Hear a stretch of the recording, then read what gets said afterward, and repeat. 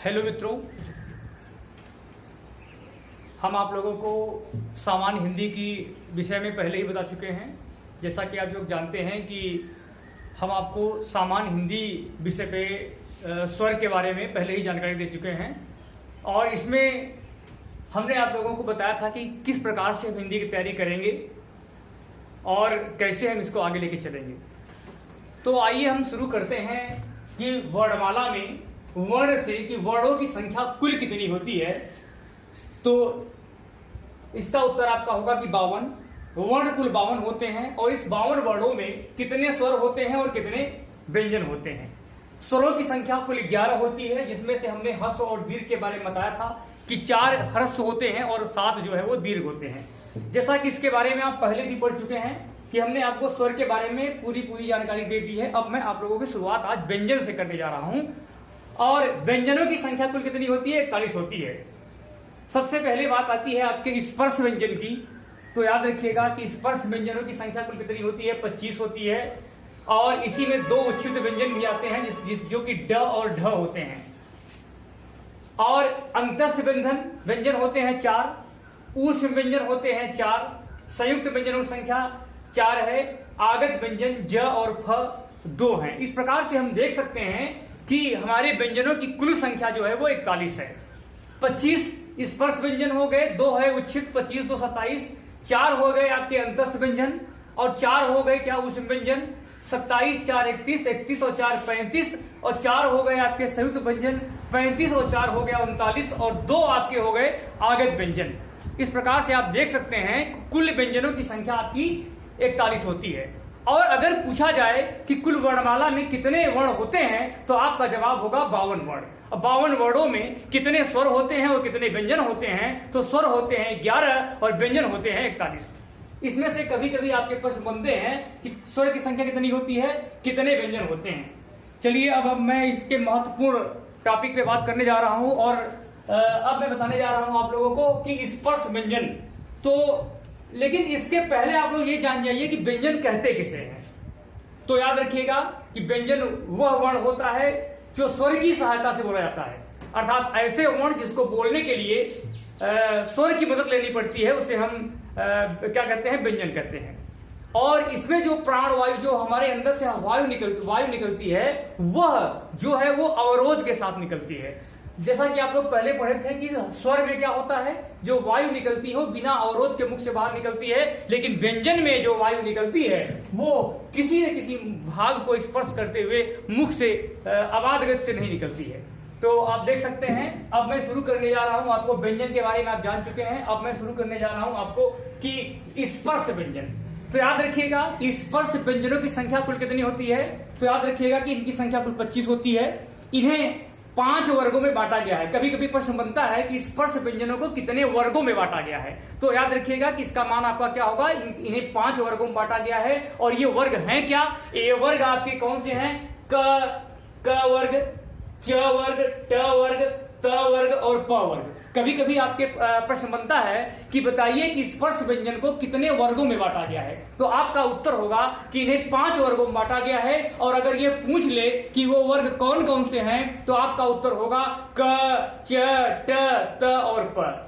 तो आप देख सकते हैं कि प्रत्येक वर्ग में कभी कभी कुछ प्रश्न बनता है कि प्रत्येक वर्ग में कितने अक्षर होते हैं। तो आप बताएंगे कि एक वर्ग में 5 अक्षर, तो 5 वर्गों में कुल मिलाकर कितने अक्षर होंगे? तो 25 वर्ग आपके जो है वो स्पर्श व्यंजन है। अब आप सोचिए कि स्पर्श व्यंजन इसे क्यों कहा गया, स्पर्श व्यंजन इसे क्यों कहते हैं? तो याद रखिएगा कि जिनके उच्चारण में जिन्ह्वा जो जीव होती है उसका कोई ना कोई भाग इस समूह के किसी न किसी भाग को स्पर्श करता हो उसे हम स्पर्श व्यंजन कहते हैं। तो स्पर्श व्यंजन में एक प्रश्न आपका ये बनता है कि स्पर्श व्यंजन की कुल संख्या कितनी है? तो आप बताएंगे कि इनकी संख्या 25 है। कभी कभी आपका इसमें 27 उच्छिष्ट व्यंजन को भी जोड़ करके कहा जाता है, लेकिन अगर केवल स्पर्श व्यंजन की बात हो तो इनकी संख्या क्या होती है? 25 होती है। पहला प्रश्न बन सकता है। दूसरा प्रश्न इसमें बन सकता है कि बताइए कि इन्हें कितने वर्गों में बांटा गया है। तो आपका प्रश्न उत्तर होगा कि इन्हें 5 वर्गों में बांटा गया है। और अगर पूछा जाए कि प्रत्येक वर्ग में कितने अक्षर हैं तो आप बताएंगे कि प्रत्येक वर्ग में कुल अक्षरों की संख्या 5 होती है। तो एक वर्ग में 5 तो 5 5 25 ये आपके स्पर्श व्यंजन होंगे। चलिए अब मैं आपको बताने जा रहा हूं कि स्पर्श व्यंजन को कितने वर्गों में बांटा गया है। तो आप देख सकते हैं ये 5 वर्गों में बांटा गया है और वर्ग क्या हो गए आपके, एक हो गया क, एक हो गया च, एक हो गया ट, एक हो गया त और ये एक हो गया ये प। अब आप देख सकते हैं कि हम कंठ वर्ण किसे कहते हैं। कंठ का मतलब होता क्या है, जैसा कि आप लोगों को हमने स्वर वाले पाठ में भी कंठ के बारे में बताया था। तो याद रखिएगा कि कंठ जिन ध्वनियों का उच्चारण, हमारे जिन ध्वनियों का उच्चारण जिन्ह्वा जो हमारी जीभ होती है, जब वह हमारे कंठ या गले को स्पर्श करते हुए निकलती है तो उसे हम क्या करते हैं, उसे हम क्या कहते हैं, कंठ वर्ण करते हैं। कोमल तालु को स्पर्श करते हुए जब निकलती है तो उसे कंठ कहते हैं। माने कंठ का मतलब होता है गला। अब आपका प्रश्न बनता है कि कंठ वर्ण में कौन कौन से जो है वो वर्ण होते हैं। तो याद रखिएगा कि कंठ वर्ग में क वर्ग का सभी 5 अक्षर अर्थात क, ख, ग, घ और अंग, क, ख, ग, घ और अंग। अब देखिए अगर मैं केवल व्यंजन की बात करूं तो कंठ वर्ण से 5 वर्ण निकलते हैं, क है, ख है, ग है, घ है और अंग है। ये स्पर्श व्यंजन के हो गए। लेकिन कभी कभी सवाल में ये पूछा जाता है कि बताइए कि स्वर से कंठ वर्ण में स्वर की बात करूं तो अ और छोटा और अ और बड़ा आ, छोटा अ और बड़ा आ ये भी स्पर्श व्यंजन ही है और ये कंठ ये स्वर का पार्ट स्वर है। इसके अलावा विसर्ग जो होते हैं, जो जिसको हमने अयोगवाह के बारे में बताया था, तो विसर्ग भी आपका कंठ से ही निकलता है। विसर्ग की आवाज भी कहां से निकलती है, कंठ से निकलती है। और अगर मैं बात करूं कि ह की, जैसा कि आप लोग अभी आगे बताया जाएगा कि जो आपका ऊष्म व्यंजन है स ख स ह, तो स ख स ह में से ह जो है उसकी ध्वनि भी हमारे कंठ से निकलती है। तो आप देख सकते हैं कि कंठ के बारे में हमने बताया कि कंठ होता क्या है, इसके अंतर्गत किस वर्ग के स्पर्शी व्यंजन के कौन कौन से वर्ग आते हैं। तो याद रखिएगा कि क वर्ग का सभी अक्षर अर्थात पांचों वर्ण क, ख, ग, घ और अंग। लेकिन अगर यह पूछ ले कि व्यंजन न पूछ करके बल्कि स्पर्श स्वर के बारे में पूछ ले तो आपका उत्तर होगा अ और आ, छोटा अ और बड़ा आ। लेकिन अगर पूछ ले कि संघर्षी व्यंजन ये ऊष्म व्यंजन का वह कौन सा अक्षर है जो कि स्पर्श व्यंजन के कंठ से निकलता है, तो आपका जवाब होगा कि ह। तो अब आप कंठ के बारे में समझ गए होंगे। अब मैं बढ़ता हूं इसके दूसरे वर्ण तालव्य की तरफ। तो जैसा कि आप लोग जानते हैं कि तालव्य किसे कहते हैं। तालव्य का मतलब होता है कि ऐसा वर्ण जिसके उच्चारण में हमारे जो वायु है वो तलुए को स्पर्श करते हुए निकलती है, उसे हम क्या कहते हैं, तालव्य कहते हैं। अब अगर प्रश्न पूछ ले कि तालव्य के अंतर्गत किस वर्ग के वर्ण आते हैं, तो आपका उत्तर होगा कि इसके अंतर्गत जो वर्ण आता है वो च वर्ग का आता है। इसकी संख्या कितनी है वर्ण में, अगर मैं व्यंजन की बात करूं तो इनकी संख्या 5 है और वो है क्या, च, छ, ज, झ और ई है। च, छ, ज, झ और ई है। लेकिन कभी कभी प्रश्न बनता है कि बताइए कि वह कौन सा वर्ण है जो तालव्य है और वह स्वर का वर्ण है। तो आपका उत्तर होगा छोटी ई और बड़ी ई। छोटी ई और बड़ी ई ये 2 वर्ण ऐसे हैं जो स्वर के हैं और जो स्पर्शी व्यंजन में तालव्य या तलुए को स्पर्श करते हुए मुख से अबाध से बाहर निकलते हैं, स्पर्श करते हुए निकलते हैं। एक प्रश्न में बन सकता है कि यह जो है जो अंतस्थ व्यंजन का यह अक्षर है वह भी यद्यपि व्यंजन का ही ये पार्ट है, लेकिन ये आपका जो है ये इसके अंतर्गत नहीं आएगा, अर्थात ये जो हमारा दिया गया है स्पर्श व्यंजन इसमें नहीं आएगा।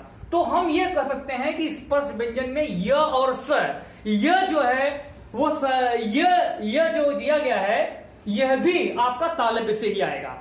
जैसा कि आगे हम आपको स्पर्श जब बताएंगे अंतस्थ व्यंजन के बारे में, तो याद रखिएगा कि अंतस्थ व्यंजन का जो तालव्य से निकलने वाला ध्वनि होती है वो यह है। एक प्रश्न बन सकता है कि बताइए कि संघर्षी व्यंजन जो हमारा क्या कहते हैं कि ऊष्म व्यंजन है, ऊष्म व्यंजन का ऐसा कौन सा वर्ण है जो कि तालव्य है। तो आपका उत्तर होगा सीटी वाला स्वर। अर्थात याद रख सकते हैं कि तालव्य के अंतर्गत आपके प्रश्न कौन कौन से बन सकते हैं। पहला प्रश्न आपका बनेगा कि किस वर्ग का वर्ण आपका व्यंजन में तालव्य व्यंजन होता है, तालव्य वर्ण होता है। तो आपका उत्तर होगा कि च वर्ग का। कौन कौन से हैं? तो च, छ, ज, झ और इ है। और एक आपका प्रश्न बनेगा इसमें कि अगर मैं स्वर की बात करूं कि तालव्य में स्वर का वर्ण कौन सा है, तो आपका उत्तर होगा कि छोटी ई और बड़ी ई।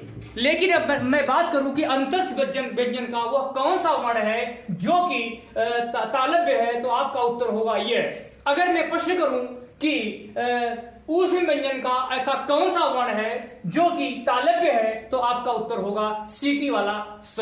तो आप अभी बहुत अच्छी तरह से कंठ और तालव्य के बारे में जान चुके हैं। और अब मैं आगे बढ़ता हूं और आपको बताने जा रहा हूं मूर्धन्य। मूर्धन्य वर्ण किसे कहते हैं? तो याद रखिएगा, मूर्धा जिसका उच्चारण मूर्धा से हो, अर्थात मुंह के भीतर से की छत का जो है वो अगला भाग, मुंह के भीतर की छत का जो अगला ऊपरी भाग होता है, जब वह उसको स्पर्श करते हुए कोई ध्वनि बाहर निकलती है तो उसे हम क्या कहते हैं? मूर्धन्य कहते हैं। और याद रखिएगा कि मूर्धन्य के अंतर्गत हमारे स्पर्शी व्यंजन का कौन सा वर्ग आता है, तो आपका उत्तर होगा कि ट वर्ग का प्रत्येक अक्षर जो है वो मूर्धन्य के अंतर्गत आता है। तो याद रखिएगा, प्रश्न बन सकता है कि किस वर्ग का अक्षर मूर्धन्य में होता है, तो आपका उत्तर होगा कि ट वर्ग के अक्षर जो है वो मूर्धन्य के अंतर्गत आते हैं। तो ट वर्ग में ऐसा कि आप जानते हैं कि इसमें 5 वर्ण हैं। कौन कौन से हैं? ट, ठ, ड, ढ और अण। लेकिन कभी कभी प्रश्न बनता है कि अगर मैं स्वर की बात करूं कि स्वर में ऐसे कौन से वर्ण हैं जो मूर्धन्य हैं, तो आपका उत्तर होगा री अक्षर। फिर मैं बता रहा हूं आपको कि र जो अंतस्थ व्यंजन का वर्ण है, यह भी आपका मूर्धन्य है, अर्थात मूर्धा को स्पर्श करते हुए आवाज निकलती है। और संघर्षी व्यंजन का जो पेट फार स होता है, खटकोण वाला स होता है, वह भी आपका मूर्धन्य के अंतर्गत आता है। अब मैं आगे बढ़ता हूं और आप लोगों को बताने जा रहा हूं कि संघर्षी जो हमारा ये क्या कहते हैं स्पर्शी व्यंजन है, स्पर्शी व्यंजन का दंत जो वर्ण है, जो दंत है, वो उसके अंतर्गत कौन कौन से अक्षर आते हैं। तो आप याद रखिएगा कि दंत का मतलब पहले समझ लीजिए, दंत है क्या? अर्थात दंत का मतलब होता है कि दांत, अर्थात जब हमारे जीव जो है, जब हमारे दांत के निचले हिस्से को स्पर्श करते हुए जब जो वर्ण निकलता है, उसे हम दंत कहते हैं। प्रश्न बन सकता है कि दंत वर्ण के अंतर्गत किस वर्ग के अक्षर आते हैं, तो आपका उत्तर होगा कि त वर्ग के अक्षर, त वर्ग, अर्थात त, थ, द, ध और न, ये 5 अक्षर। अभी आप लोग कंठ, तालव्य, मूर्धन्य के बारे में सीख चुके हैं। अब मैं आपको बताने जा रहा हूं दंत के बारे में, और यह भी स्पर्शी व्यंजन का ही एक पार्ट है। दंत कहते किसे हैं? जब हमारे मुख से जो वायु है, हमारे जीव जो होती है उसका आगे वाला भाग, जब हमारे दांत के निचले भाग को स्पर्श करते हुए निकलता आवाज देता है, तो उसे हम दंत कहते हैं। और अगर पूछा जाए कि दंत वर्ग के अंतर्गत किस वर्ग का अक्षर आता है, वर्ण आता है, तो आप बताएंगे कि त वर्ग के जो भी अक्षर होते हैं वो आपके दंत के अंतर्गत आते हैं। अब मैं आपको बताने जा रहा हूं कि दंत में कौन कौन से 5 वर्ण हैं। तो आप देख सकते हैं कि त, थ, द, ध और न, ये 5 वर्ण जो हैं वो दंत के अंतर्गत आते हैं। और एक प्रश्न बनता है कि संघर्षी व्यंजन का स अक्षर भी दांत से ही दंत वर्ग के अंतर्गत आता है। और ल जो है वह भी य, र, ल, व, जैसा कि आप जानते हैं कि ल है क्या? ल आपका अंतस्थ व्यंजन है, तो अंतस्थ व्यंजन का जो ल अक्षर है वह भी आपका दंत से ही निकलता है। आगे मैं बढ़ता हूं और आपको बताने जा रहा हूं इस संघर्षी व्यंजन में स्पर्श व्यंजन का ओष्ठ किसे कहते हैं? ओष्ठ का मतलब होता है जब दोनों ओठों को मिलाने से जो हमारे मुख से आवाज निकलती है उसे हम ओष्ठ कहते हैं।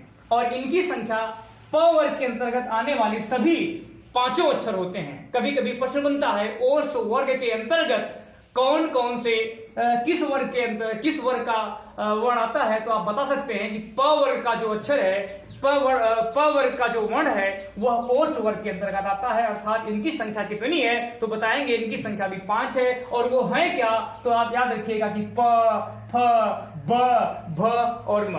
अब हम देख सकते हैं कि हमारी जो ध्वनियां हैं इनको जब हम बोलते हैं तो हमारे ओठ को स्पर्श करते हुए आवाज निकल रही है। एक प्रश्न इसमें बनता है, अगर मैं व्यंजन की न बात करके स्वर की बात करूं कि बताइए कि वह कौन से दो स्वर हैं जो कि ओष्ठ वर्ग के अंतर्गत आते हैं, तो आपका जवाब होगा कि उ और छोटा उ और बड़ा उ। छोटा उ और बड़ा उ यह भी ओष्ठ के अंतर्गत आता है, लेकिन यह व्यंजन नहीं बल्कि क्या है, स्वर है। जैसा कि हमने आपको पिछले वाले लेक्चर में इसके बारे में बताया था कि स्वर के बारे में, तो स्वर में आपको स्पष्ट रूप से मिल जाएगा। अब आप लोग देख चुके हैं कि हमने आप लोगों को स्पर्शी व्यंजन के बारे में बताया है अभी केवल। तो स्पर्शी व्यंजन की संख्या पूछ सकता है कितनी है, तो आप बताएंगे 25 है। कितने वर्गों में बांटा गया है, तो आप बताएंगे इन्हें 5 वर्गों में बांटा गया है।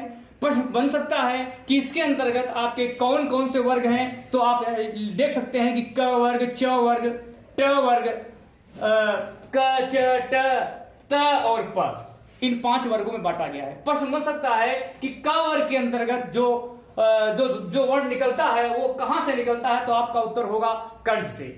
च वर्ग के अंतर्गत जो ध्वनियां निकलती हैं वो किस वर्ण से कहां से निकलती हैं, तो आपका उत्तर होगा तालव्य ध्वनियां कहलाती हैं। और इसके अलावा प्रश्न बन सकता है कि मूर्धन्य कौन सी है, तो ट वर्ग का मूर्धन्य है। बन सकता है प्रश्न आपका कि दंत के अंतर्गत कौन कौन से किस वर्ग का वर्ण आता है, तो आप बताएंगे कि त वर्ग के सभी अक्षर आते हैं। इसके अलावा प्रश्न बन सकता है कि ओष्ठ वर्ण के अंतर्गत कौन कौन से किस वर्ग का अक्षर भाग लेता है, तो आपका उत्तर होगा कि प वर्ग का। अब आप लोग यहां तक सीख गए होंगे स्पर्श व्यंजन होते क्या है, कितने वर्गों में बांटा गया है, इसके अलावा इनकी संख्या कुल कितनी होती है, इसके अलावा इनमें कंठ, तालव्य, मूर्धन्य, दंत और ओष्ठ। बहुत लोग इसमें भ्रमित हो जाते हैं कि तालव्य और मूर्धन्य का क्रम में भ्रमित हो जाते हैं, तो इसके लिए मैं आप लोगों को एक ट्रिक बता रहा हूं, कंठ तालु मूदो। मैं एक ट्रिक बता रहा हूं आप लोगों को, कंठ तालु मूदो। तो याद रखिएगा जो कंठ है वो आपका क वर्ग के सभी अक्षर हैं, तालु से मतलब तालव्य है, ये आपका च वर्ग के है। इसके अलावा मूदो, म से आपका मूर्धन्य हो गया और मूर्धन्य आपका है ट, और द से मतलब आपका हो गया दंत, दंत का मतलब हो गया त, और ओ जो ओ की मात्रा है वो आपकी ओष्ठ है, और ये आपका हो गया प वर्ग।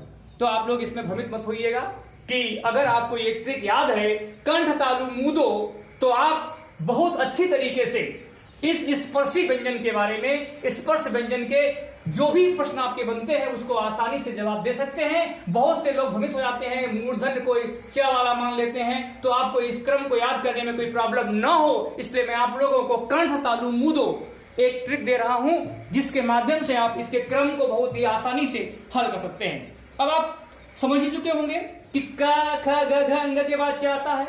अगर आपको ये बात पता हो कि कंठ तालु मूदो, तो क का मतलब है, कंठ का मतलब है क वर्ग, तालु तालव्य का मतलब होता है च वर्ग, मुंह से मतलब मूर्धन्य, मूर्धन्य का मतलब ट वर्ग, द का मतलब दंत, और ओ की मात्रा का मतलब ओष्ठ है। तो इस ट्रिक्स के माध्यम से आप बहुत ही आसानी पूर्वक से आप स्पर्शी व्यंजन को समझ चुके होंगे। इसके अलावा आप ये भी जान चुके होंगे कि कुछ जो हमारे स्वर में कंठ तालु आश्रय शब्द होते हैं, तो इस तरह आप समझ चुके होंगे। अब मैं आगे बढ़ता हूं और आप लोगों को अनुनासिक या नासिक के बारे में बताने जा रहा हूं। तो आप लोग नोट करिए कि नासिक या अनुनासिक व्यंजन किसे कहते हैं। तो याद रखिएगा कि अनुनासिक व्यंजन प्रत्येक वर्ग का 5वां अक्षर। अनुनासिक व्यंजन किसे कहते हैं, तो याद रखिएगा कि प्रत्येक वर्ग का 5वां अक्षर जो होता है वो अनुनासिक व्यंजन कहलाता है।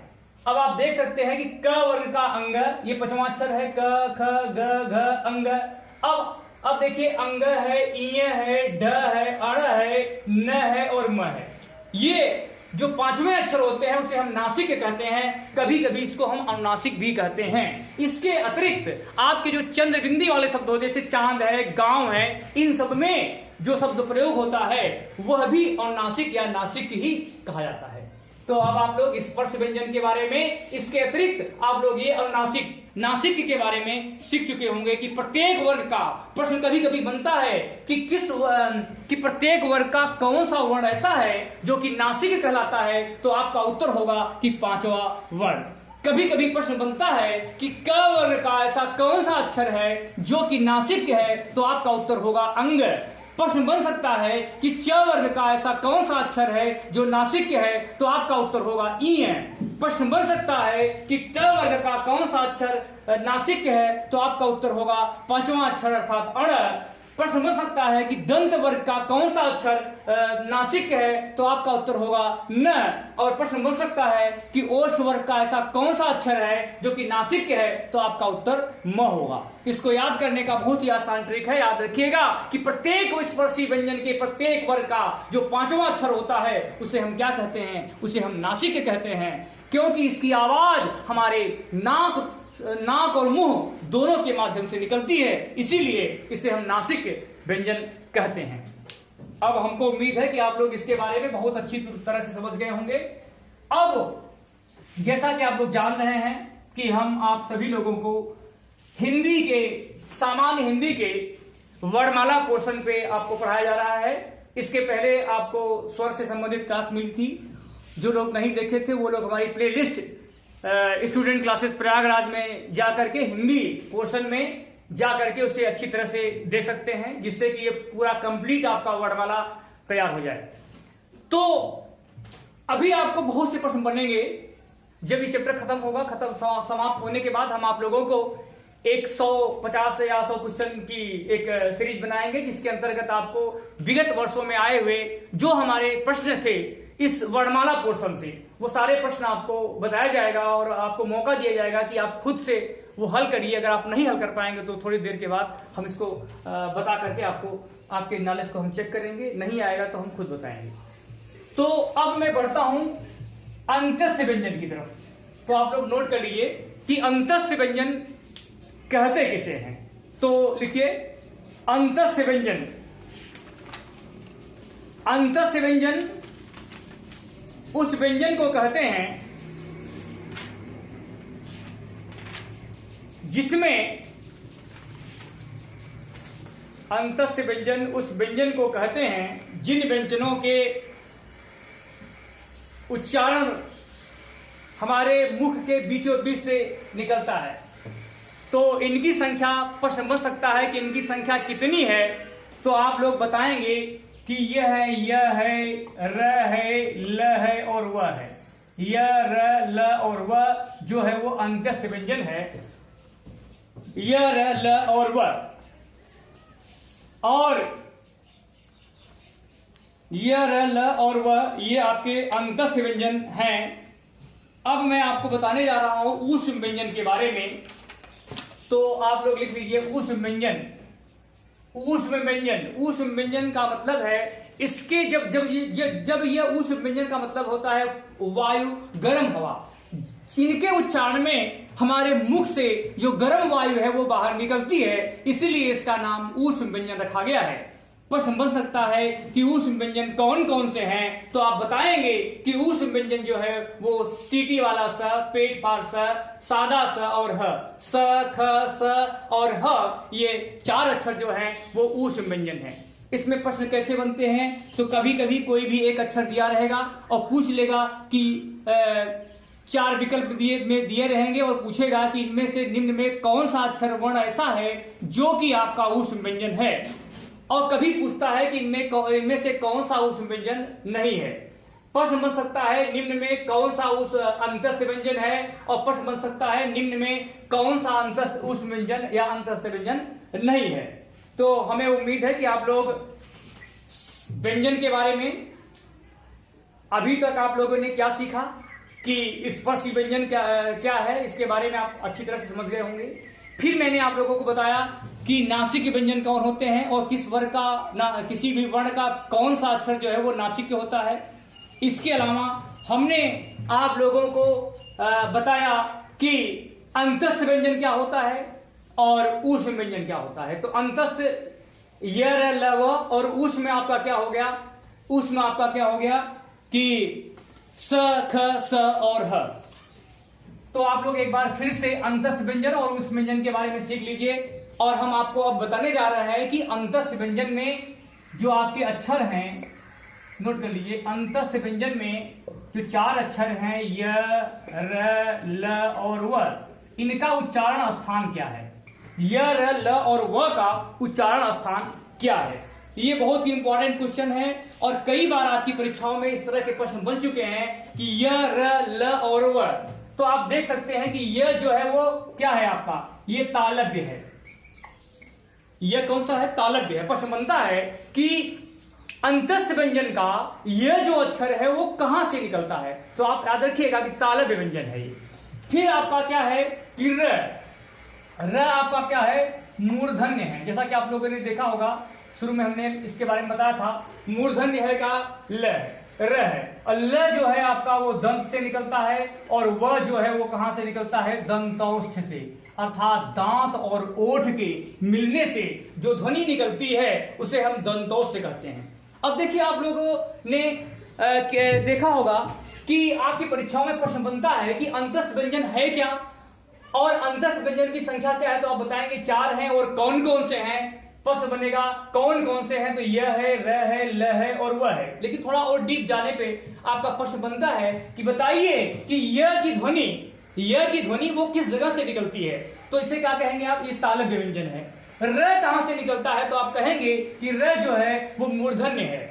और बताइए ल कौन सा वर्ण है? तो आप बताएंगे ल जो है वो दंत है। और अगर पूछ ले कि वह कौन सा है तो आप बताएंगे दंतौष्ठ है। अर्थात वह की आवाज जो ध्वनि होती है वो दांत और ओष्ठ दोनों को स्पर्श करते हुए निकलती है, इसीलिए इसका नाम दंतौष्ठ कहा गया।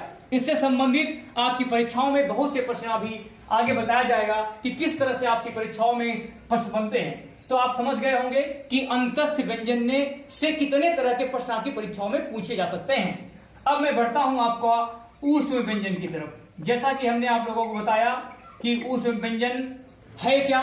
ऊष्म व्यंजन में हमारे मुख से प्राण जो वायु निकलती है वो गर्म वायु बाहर निकलती है, इसीलिए इसे ऊष्म व्यंजन कहते हैं। इसका एक और नाम संघर्षी व्यंजन भी है। कभी कभी इसमें प्रश्न बनता है कि संघर्षी व्यंजन किस व्यंजन का नाम है? तो आप लोग बताएंगे कि उस व्यंजन को ही संघर्षी व्यंजन कहते हैं। इसे संघर्षी व्यंजन क्यों कहते हैं? क्योंकि ये संघर्ष करते हुए बहुत प्राण वायु जो है बहुत गर्म हवा देता है, इसलिए इसे क्या कहते हैं? संघर्षी व्यंजन कहते हैं। अब आप देख सकते हैं, एक प्रश्न बन सकता है इसमें कि संघर्षी व्यंजनों की संख्या कितनी है? तो आपका उत्तर होगा कि इनकी संख्या 4 है। अब आप देख सकते हैं कि सीटी वाला स, ये स, सादा स और ह, यही 4 वर्ण आपके जो है वो आपके संघर्षी वर्ण है और इसका एक ऊष्म व्यंजन भी कहते हैं। कभी कभी लोग भ्रमित हो जाते हैं अंतस्थ और संघर्षी में, तो याद रखिएगा कि य, र, ल, व जो है वो अंतस्थ है और उसके बाद स, ख, स और ह जो है वो आपके ऊष्म व्यंजन हैं। आप पर समझ सकता है कि स जो है वो सीटी वाला स जो है वो कौन सा वर्ण है? तो क्या बताएंगे? तालव्य है। ये पेट फाड़ स जो है वो कहा क्या है? तो ये आपका मूर्धन्य है। सादा स जो है वो दंत है और ह जो है वो कंठ है। कभी कभी इससे आपके प्रश्न बनते हैं कि, तो आप देख सकते हैं कि आपके अंतस्थ व्यंजन और ऊष्म व्यंजन से कितने प्रकार के प्रश्न बनते हैं। बहुत आसानी से इनका जवाब आप दे पाएंगे कि कौन सा तालव्य है, अंतस्थ व्यंजन का कौन सा अक्षर तालव्य है, कौन सा मूर्धन्य है, कौन सा दंत है और कौन सा दंतौष्ठ है। इसके अलावा ऊष्म व्यंजन को एक और क्या नाम है? तो आप बता सकते हैं कि ऊष्म व्यंजन को संघर्षी व्यंजन भी कहते हैं। इनकी संख्या कितनी है? 4 है। स, सीटी वाला स, ख, स और ह। अब आप देख सकते हैं कि स जो है आपका तालव्य है, स जो है ये वाला स जो है मूर्धन्य है, सादा स जो है वो आपका दंत है और ह जो है वो आपका कंठ है। अभी तक आप लोग स्पर्श व्यंजन के बारे में बहुत अच्छी तरह से जान गए होंगे, फिर नासिक के बारे में समझ चुके होंगे और अभी हमने आप लोगों को स्पर्श व्यंजन और अंतस्थ व्यंजन के बारे में समझाया और इनमें कितने प्रकार के कैसे कैसे प्रश्न बन सकते हैं इनके संबंध में हमने आपको जानकारियां दी। अब एक इंपॉर्टेंट जो आपका संयुक्त व्यंजन है उससे संबंधित बहुत सवाल आते हैं। तो चलिए अब मैं बताने जा रहा हूं आप लोगों को संयुक्त व्यंजन के बारे में। संयुक्त व्यंजन, संयुक्त व्यंजन जैसा कि इसके नाम से ही स्पष्ट है कि संयुक्त का मतलब होता है मिलन, अर्थात जब कई वर्ण मिल करके एक वर्ण बनाते हो तो उसे हम संयुक्त वर्ण कहते हैं। आपका प्रश्न बन सकता है कि संयुक्त वर्ण किसे कहते हैं, तो दो वर्णों के मेल से जो वर्ण बनता है उसे हम संयुक्त वर्ण कहते हैं। तो याद रखिएगा, एक प्रश्न बन सकता है कि संयुक्त वर्णों की संख्या कितनी होती है, तो आपका उत्तर होगा इनकी संख्या 4 होती है। प्रश्न बन सकता है कि संयुक्त वर्ण कौन कौन से हैं, संयुक्त वर्ण कौन कौन से हैं, संयुक्त वर्ण कौन कौन से हैं। देखिए, संयुक्त वर्ण में प्रश्न बन सकता है कि संयुक्त वर्ण किसे कहते हैं, नंबर 1 बात। दूसरा प्रश्न बन सकता है आपका कि संयुक्त वर्णों की संख्या कितनी है, तो आपका उत्तर होगा इनकी संख्या 4 है। अब प्रश्न बनेगा कि संयुक्त वर्ण कौन कौन से हैं, तो आपका उत्तर होगा छ, त्र, ज्ञ और स। इसमें देखिए एक सवाल बहुत ही इंपॉर्टेंट है जो अक्सर आपकी परीक्षाओं में पूछा जाता है कि छत्री वाला जो छ है वो किन 2 वर्णों के संयोग से बनकर बना हुआ है। तो याद रखिएगा, क में हलंत है और ये पेट फार स, इन दोनों वर्णों के मेल से जो बना है वो छत्री वाला छ बना हुआ है। अब मैं बात करता हूं त्र की, तो त्र में त और र, और यहां देखिए यहां हलंत लग गया है। तो याद रखिएगा कि हलंत लगाने से होता क्या है, जब हम किसी भी वर्ण में हलंत लगा देते हैं तो उसमें जो स्वर अ की मात्रा होती है उसका विलोप हो जाता है, वो गायब हो जाता है। तो याद रखिएगा कि कभी कभी आपके विकल्प में एक सवाल क और स भी दे सकता है और इसमें हलंत नहीं लगा होगा, यहां पर आप लोग गलतियां मत करिएगा। तो याद रखिएगा, जब भी छत्री के बारे में छ आए, छ किन 2 वर्णों के संयोग से मिलकर बना है, तो आप बताएंगे कि क में हलंत है और स पेट फार स मिल करके आपका छ बना है, और ये छ जो है वो क्या है, आपका संयुक्त वर्ण है। अब मैं बात करता हूं आपके त्र के बारे में। त्र है क्या, त्र भी एक संयुक्त वर्ण है, और प्रश्न बन सकता है कि त्र जो है वो किन 2 वर्णों के संयोग से बना है, तो आप बताएंगे त में आपका हलंत रहेगा और र में आपका हलंत नहीं रहेगा। त और र को मिलकर के त्र बना है। अब मैं बात करता हूं कि ज्ञ, तो जैसा कि आप जान सकते हैं कि ज्ञ जो है वो ज और ईय, ज और ईय, ज में हलंत है और ईय में हलंत नहीं है। प्रश्न बन सकता है कि ज्ञ जो आपका संयुक्त वर्ण है वह किन 2 वर्णों के संयोग से मिलकर बना है, तो आप बताएंगे कि इसका जो बना है किससे बना है, ज, लेकिन ज में हलंत होना चाहिए। बहुत से लोग यहां गलती करते हैं, इसको ध्यान रखिएगा कि ज में आपका हलंत लगा होना चाहिए, अर्थात ज और ईय के मिलन से जो वर्ण बनता है उसे हम ज्ञ वर्ण कहते हैं। अब आपका अंतिम स्र के बारे में हो गया। तो स्र कैसे बनता है, सीटी वाला स में हलंत और र, इन दोनों वर्णों के मिलने से आपका जो वर्ण बनेगा उसे हम स्र कहते हैं। इसे श्राप लिखना है तो स्र लिखेंगे। तो याद रखिएगा कि किन 2 वर्णों के प्रश्न बन सकता है कि निम्न में कौन से वर्णों के संयोग से कौन सा वर्ण बना है और इनकी संख्या कितनी है संयुक्त वर्ण की, तो बताएंगे आप 4 है। कौन कौन से हैं, छ है, त्र है, ज्ञ है और स्र है। कभी कभी किसी एक मान लो त्र का ले लिया और प्रश्न बन गया कि त्र किन 2 वर्णों के संयोग से बना है, तो आप बताएंगे त और र। लेकिन हमने आपको बताया कि आपको गलती कहां नहीं करनी है, तो याद रखना है कि त जो पहला वर्ण है उसमें आपका हलंत लगा है, इसको हमें ध्यान रखना है। नहीं जल्दबाजी में अगर इस विकल्प में केवल त और र दिया होगा तो हम पहले विकल्प को लगा के चले आएंगे और वही हमारी गलती होगी, और तब तक हम आप उसको सही मानते हैं जब तक सही आंसर की आपके सामने नहीं होता है, तब आपको पछतावा होता है। तो मेरे भाइयों, इस बात का आप ध्यान रखिएगा कि आप छोटी छोटी गलतियां न करिए जिससे कि आपको बाद में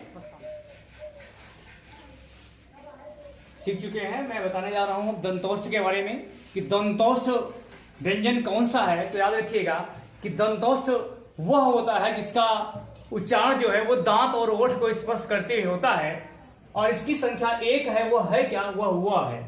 ये प्रश्न आपका कई बार परीक्षा में पूछा जा चुका है। अब मैं बात करता हूं वत्सरी व्यंजन के बारे में। तो वत्सरी पहले समझो कि आप है क्या। यह ऐसा व्यंजन होता है इसमें कि हमारा जो जीव होता है वह गोलाकार नुमा में मुड़ करके ऊपरी तलुवे को स्पर्श करता है, उसे हम वत्सर्य कहते हैं। और इनकी संख्या जो है वो 3 है, वो है क्या? न, र और ल। न, र और ल वत्सर्य व्यंजन के अंतर्गत आते हैं।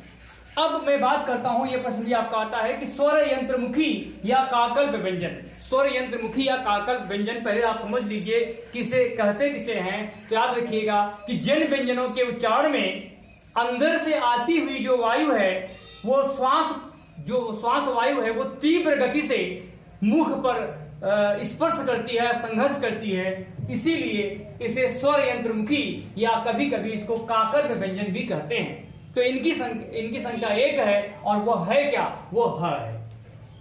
अब आप बहुत ही इंपॉर्टेंट जो आपका अघोष और सघोष के बारे में आता है, तो आप लोग जान सकते हैं कि घोषत्व के आधार पर भी व्यंजनों को 2 वर्गों में बांटा गया है, और वो 2 वर्ग हैं क्या? अघोष और सघोष। सबसे पहले मैं आपको शुरू करने जा रहा हूं कि अघोष है क्या। जिन व्यंजनों के उच्चारण में स्वर तंत्रियां कम झंकृत होती हैं, उसे हम अघोष कहते हैं। तो याद रखिएगा कि प्रत्येक वर्ग का पहला और दूसरा वर्ग जो है वह वर्ण जो है वो अघोष होता है। अगर मैं क वर्ग की बात करूं तो क और ख, च वर्ग की बात करूं तो च और छ, ज वर्ग की बात करूं मतलब इसी तरह से जो भी वर्ग हमारे हैं उन सभी वर्गों का पहला और दूसरा अक्षर जो होगा, दूसरा वर्ण जो होगा, उसे हम अघोष वर्ण कहेंगे। ये इसे सवाल आपके बहुत निश्चित रूप से बनते हैं कि अघोष कौन सा है, सघोष क्या है। कोई भी एक वर्ण दे देगा, वो पूछेगा कि निम्न में कौन सा वर्ण अघोष है और कौन सा सघोष है।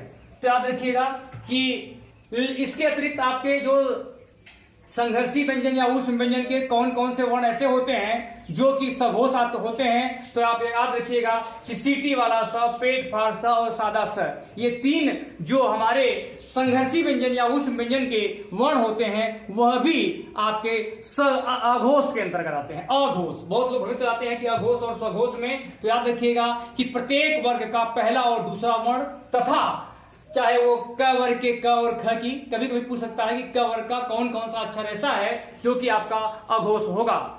पूछ सकता है कि त वर्ग का ऐसा कौन सा अक्षर है जो कि आपका अघोष होगा, तो आप बताएंगे त और थ। ट वर्ग का ऐसा कौन सा 2 अक्षर है जो कि अघोष होगा, तो आपका उत्तर होगा ट और ठ। इसके अलावा प्रश्न हो सकता है कि संघर्षी व्यंजन का कौन सा वर्ण ऐसा है जो कि अघोष के अंतर्गत आता है, तो आप बताएंगे तीनों स जो है वो अघोष के अंतर्गत आते हैं। अब मैं बताने जा रहा हूं आपको सघोष, सघोष या घोष या घोष कहो चाहे सघोष कहो, वही होता है। तो याद रखिएगा कि प्रत्येक वर्ग का तीसरा, चौथा और 5वां वर्ण जो होता है वो सघोष होता है। और इसके अलावा आपका य, र, ल और व, य, र, ल, व और व, ये आपके अंतस्थ व्यंजन का वर्ण है, यह भी आपका सघोष या घोष के अंतर्गत आता है। इसके अलावा जो ह अक्षर है वह संघर्षी व्यंजन का जो अक्षर ह है वह भी आपका घोष के अंतर्गत आता है। तो आप लोग सघोष और अघोष को अच्छी तरह समझ चुके होंगे। इससे निश्चित रूप से आपके प्रश्न बनते हैं। और याद रखिएगा कि इसमें कहां कहां से प्रश्न बन सकते हैं कि किस प्रत्येक वर्ग का कौन कौन सा वर्ण अघोष या सघोष होता है, या संघर्षी व्यंजन का वर्ण जो है कौन कौन सा है जो कि अघोष के अंतर्गत आता है, और संघर्षी व्यंजन का कौन सा वर्ण ऐसा है जो सघोष में आता है।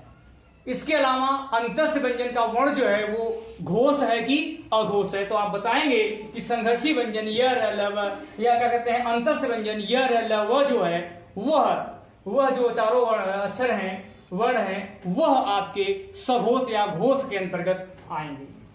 चलिए अब मैं आगे बढ़ता हूं और आपको बताने जा रहा हूं कि प्राणत्व के आधार पर वर्णों को भी 2 भागों में बांटा गया है। तो प्राण का अर्थ उसके वायु से है, जो हमारे मुख से वायु निकलती है उसे हम प्राण वायु कहते हैं। इसके आधार पर प्रश्न बनता है कि प्राणत्व के आधार पर वर्ण को कितने भागों में बांटा गया है, तो आप कहेंगे कि 2 भागों में। और पहला होता है अल्प प्राण व्यंजन और दूसरा होता है अल्प प्राण व्यंजन पहला है और दूसरा है महाप्राण व्यंजन। इससे निश्चित रूप से आपके सवाल एक परीक्षाओं में अक्सर आ जाते हैं कि पहले आप समझ लीजिए कि अल्प प्राण है क्या। अल्प प्राण वह है जिन व्यंजनों के उच्चारण में कम वायु, जो हमारे मुख से निकलने वाली वायु है वो कम मात्रा में बाहर निकलती है, इसीलिए अल्प प्राण कहते हैं। अल्प का मतलब थोड़ा होता है, तो आप समझ सकते हैं कि अल्प प्राण का मतलब थोड़ा। तो जब हमारे मुख से निकलने वाली वायु कम मात्रा में बाहर निकले बोलने पर, तो उसे हम अल्प प्राण कहते हैं। तो याद रखिएगा, प्रश्न हो सकता है कि अल्प प्राण में प्राण वायु कम निकलती है कि ज्यादा, तो आपका उत्तर होता है कम। पूछ सकता है प्राणत्व के आधार पर कितने वर्गों में बांटा गया है, तो आप बताएंगे 2, और वह कौन कौन से हैं, तो आप बता सकते हैं कि अल्प प्राण और महाप्राण। प्रश्न हो सकता है कि किसी भी वर्ग का कौन कौन सा संघर्ष, कौन कौन सा वर्ण जो है वो संघर्षी व्यंजन है, जो आपके स्पर्श व्यंजन है उसका प्रत्येक वर्ग का कौन कौन सा अक्षर जो है वो आपका अल्प प्राण व्यंजन है। तो याद रखिएगा 1, 3 और 5, जैसा कि आप लोग गणित में पढ़े होंगे 1, 3 और 5 आपकी विषम संख्या है। तो 1, 3 और 5 ये जो वर्ण है प्रत्येक स्पर्शी व्यंजन का, उसे हम अल्प प्राण व्यंजन कहेंगे। क्यों? क्योंकि इन्हें बोलने में हमें कम ताकत लगती है। तो याद रखिएगा कि अगर मैं बात करूं कि क वर्ग का वह कौन कौन सा अक्षर है जो कि अल्प प्राण है, तो आपका पहला अक्षर क, तीसरा अक्षर ग और पांचवा अक्षर अंग। क, ग और अंग। इसी तरह से आप प्रत्येक वर्ग का अपने आप निकाल कर लिख सकते हैं कि जो भी हमने शुरुआत में आपको स्पर्शी व्यंजन में बताया 1, 2, 3, 4, 5 करके प्रत्येक वर्ग में कौन कौन से अक्षर हैं। तो याद रखिएगा कि अल्प प्राण जो मतलब होता है 1, 3 और 5 अर्थात विषम याद रखेंगे तो इसको याद करना आपको बहुत आसान होगा।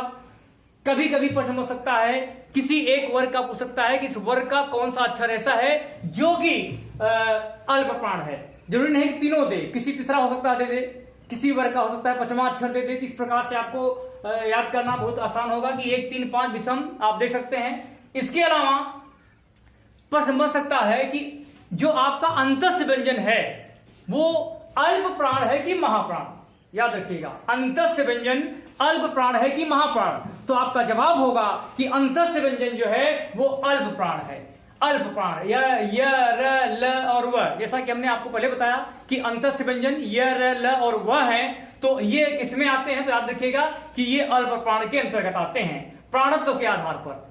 बहुत लोग सोचे हैं कि यह अंतस्थ में आता था, इसमें भी क्यों आ गया, तो ये दूसरी बात है। ये अल्प प्राण और महाप्राण के जो हमारे प्राण वायु निकलने आवाज से, जो मुख से जो आवाज निकलती है उसके अनुसार पूछा जा रहा है। तो याद रखिएगा कि अंतस्थ व्यंजन य, र, ल वह भी आपका अल्प प्राण व्यंजन है। इसके अलावा ड, अक्षर ड जो होता है वह भी आपका अल्प प्राण व्यंजन है।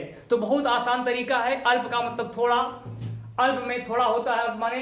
अब देखिए प्रत्येक वर्ग का पहला अक्षर, तीसरा वर्ण और पांचवा वर्ण जो कि आप शुरू में स्पर्श व्यंजन में पढ़ चुके हैं। इसके अलावा अक्षर ड और इसके अलावा अंतस्थ व्यंजन का चारों वर्ण जो होता है वह अल्प प्राण में होता है। अगर आप थोड़ा सा इसको ध्यान रखेंगे, इसमें 4-5 तरह के प्रश्न बनते हैं, तो आप बहुत आसानी से इन प्रश्नों का जवाब आप दे सकते हैं। अब मैं बढ़ता हूं अगले टॉपिक पर जो दिया है आपका महाप्राण। जैसा कि आपके नाम से स्पष्ट है कि महा का मतलब होता है अधिक मात्रा में। तो महाप्राण व्यंजन हम उस व्यंजन को कहते हैं जिसमें हमारे मुख से जो प्राणवायु है जो बहुत अधिक मात्रा में बाहर निकलती है, इसीलिए इसको हम महाप्राण कहते हैं। अब आप देख सकते हैं कि अगर 1, 3, 5 हो गया, बचा क्या आपका 2 और 4। अगर मैं बात करूं कि स्पर्श व्यंजन का वह कौन सा वर्ण है जो महाप्राण है, तो आपका जवाब होगा कि दूसरा और चौथा वर्ण। जैसे मैं बात करूं आपसे कि बताइए कि क वर्ग का वह कौन सा 2 अक्षर है जो महाप्राण है, तो आप देख सकते हैं दूसरा अक्षर आपका ख, चौथा अक्षर आपका घ। ख और घ ये आपके क्या हो गए, ये आपके महाप्राण में है। तो याद रखिएगा, सम माने महाप्राण, विषम माने अल्प प्राण। 1, 3, 5 जो है वो आपका क्या है, अल्प प्राण है। सम वाला अक्षर जो 2 चौथा है वो क्या है, आपका महाप्राण है। तो याद रखिएगा, इसको बहुत आसानी से आप सीख सकते हैं। कभी कभी प्रश्न बनता है कि च वर्ग का वह कौन सा 2 वर्ण है जो कि महाप्राण है, तो आप देख सकते हैं कि च और झ। च जो है वो पहला दूसरा वर्ण है और झ आपका कौन सा है, चौथा वर्ण है। तो आप देख सकते हैं कि अल्प प्राण और महाप्राण से आपके बहुत से प्रश्न बन रहे हैं। फिर प्रश्न बन सकता है इसी महाप्राण से कि बताइए कि संघर्षी व्यंजन या जो ऊष्म व्यंजन है वह किस वर्ण में आता है। तो याद रखिएगा कि संघर्षी व्यंजन या ऊष्म व्यंजन भी आपका महाप्राण व्यंजन में आता है। तो याद रखिएगा कि स, ख, स और ह यह भी आपका महाप्राण व्यंजन के अंतर्गत आएगा। इसके अलावा ढ अक्षर जो है वह भी महाप्राण के अंतर्गत आएगा। अगर आप इसको ध्यान से पढ़ लेंगे तो इससे आपको निश्चित रूप से सवाल मिलेंगे। तो याद रखिएगा कि अल्प प्राण महाप्राण से सवाल निश्चित बनेंगे, संघर्षी में घोष और अघोष में सवाल बनेंगे। इसके अलावा आपके स्पर्शी व्यंजन से कंठ तालव्य से सवाल बनेंगे, नासिक से सवाल बनेगा।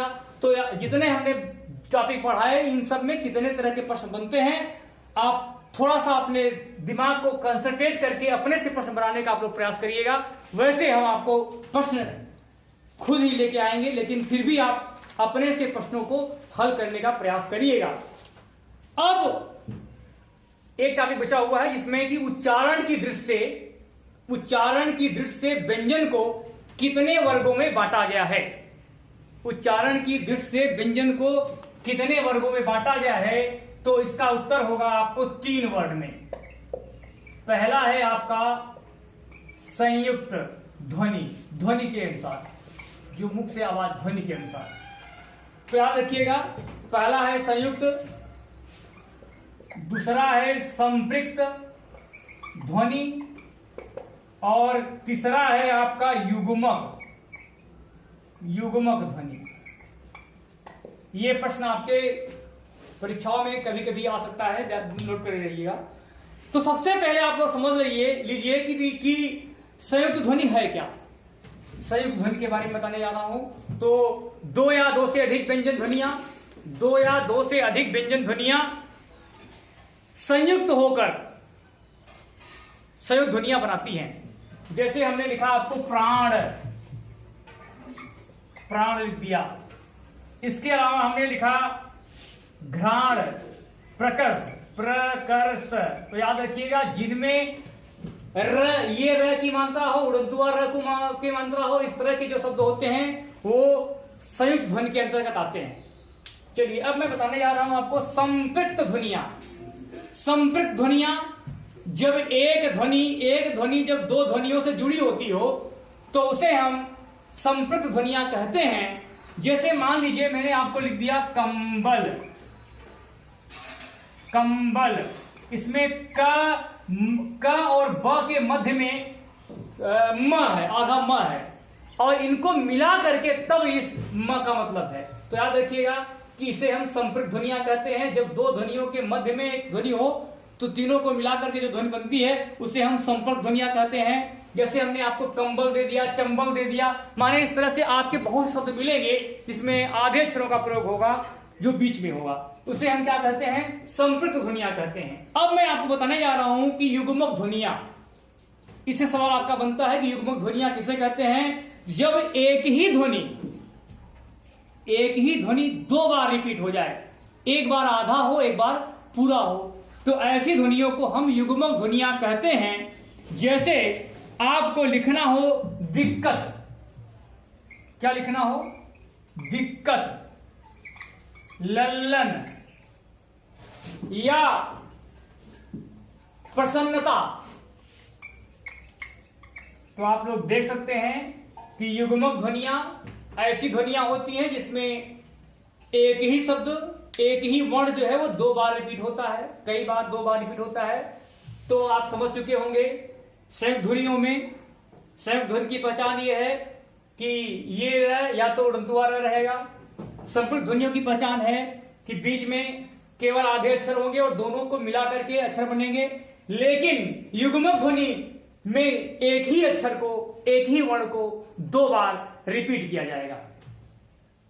आज हमने आप लोगों को वर्णमाला पोर्शन से संबंधित विभिन्न प्रकार के प्रश्नों के बारे में बताया कि कैसे कैसे प्रश्न बन सकते हैं और इसमें कौन कौन से वर्ण आते हैं, स्पर्श व्यंजन के बारे में, नासिक के बारे में, इसके अलावा आपको संघर्षी के बारे में, अंतस्थ व्यंजन के बारे में,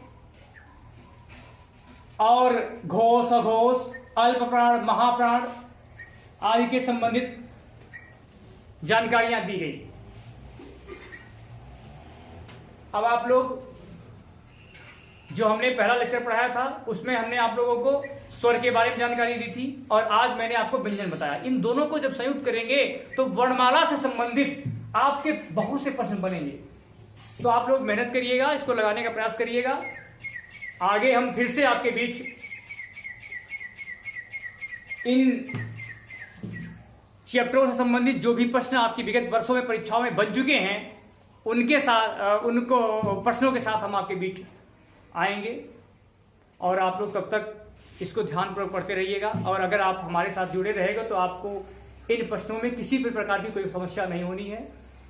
और ज्यादा से ज्यादा आप लोग क्या करिए, इसको पढ़िए, मेहनत करिए और हमारे channel YouTube channel student classes Prayagraj को सब्सक्राइब करना, लाइक करना और शेयर करना मत भूलिएगा, जिससे इसका फायदा आप लोगों के साथ ही साथ अन्य लोग भी निःशुल्क सेवा का लाभ उठा सके। चलिए, धन्यवाद।